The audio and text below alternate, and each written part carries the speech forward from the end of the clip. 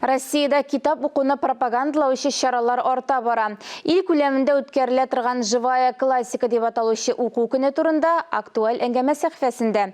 Аны журналист Миңназым Сәфәров алып бара. Ил белән бергә кычкырып укыйбыз. 20 июль көнне Россия күләмендә үткәрелүче шараны әнә шулай дип атарга булыр иде. Шушы хакта тәфсилләбрәк сөйләү өчен без бүген студиягә Татарстанның милли китапхана директоры урынбасары Тәбрис Яруллинны чакырдык. Хәерле көн, Тәбрис әфәнде. Хәерле көн. Нинди шара икән ул бергә кычкырып укый торган шара? Аңлатып китсәгез иде. Бу шимбә, бу атна шимбәсе 100-гә якын кеше язылып килеп үз теләгән әсәрен 3-5 минут эчендә кычкырып укый ала. Демәк, бу инде акция рәвешендә уза. Менә китап укучы кешенең образын, гомумән китап укуны популярлаштыру чарасы ул. Аннан алда без ике танылган артист, берсе Фәни Җиһанша, икенчесе Илья Славутский, берсе рус телендә, берсе татар телендә сөйләм буенча остаханәләр оештыра. Анда да хайран кеше инде җыелып бетте. Бу шунда чыгыш ясарга җыенган кешеләрне өйрәтү. Аларның теләге булса, безнең ул ачык, теләсә кем килеп, шушы остаханәне уза ала.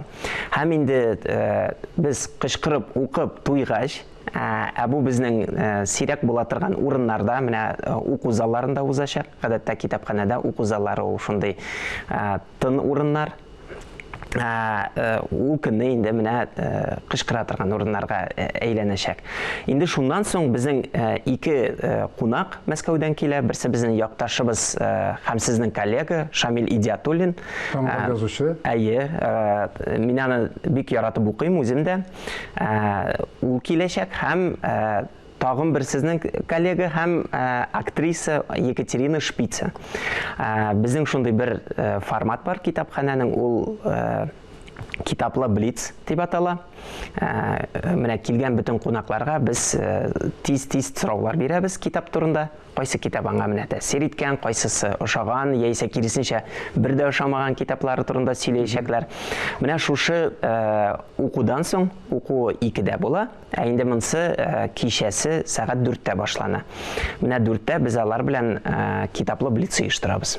Анда катнашуның шартлары нинди? Кычкырып укырга теләүчеләргә.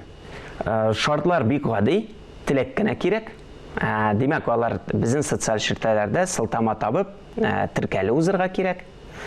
Битте. Шулай ук менә теркәле узган кешеләр инде безнең хайран җыелды. Иң яшенә 5 яшь, иң олысына 63 яшь. Һәм бу күрсәтә инде безнең бернинди дә яшь буенча чикләүләр юк. Тел буенча да чикләүләр юк. Демәк, татарча, русча, менә карадык кичә генә теркәлгәннәрне. Башкортча сөйләүче, чувашча, французча, инглизчә, менә кайсы дер телне оныттым. Менә шушы телләрдә сөйләүче кешеләр булачак анда. Яттанмы, карап та сөйләргә буламы? Карап сөйләргә кирәк. Карап сөйләргә, чөнки бу бит инде китапны укый баталай, популярлаштыру өчен китапны. Рәхмәт. Тагын бер мәртәбә исегезгә төшерәбез. 23 июль көнне сәгать 12-дә остаханәләр, сәгать 2-дә кычкырып уку акциясе. Рәхим итегез. Ничек уксак та укыйк, ләкин укудан аерылмыйк. Рәхмәт.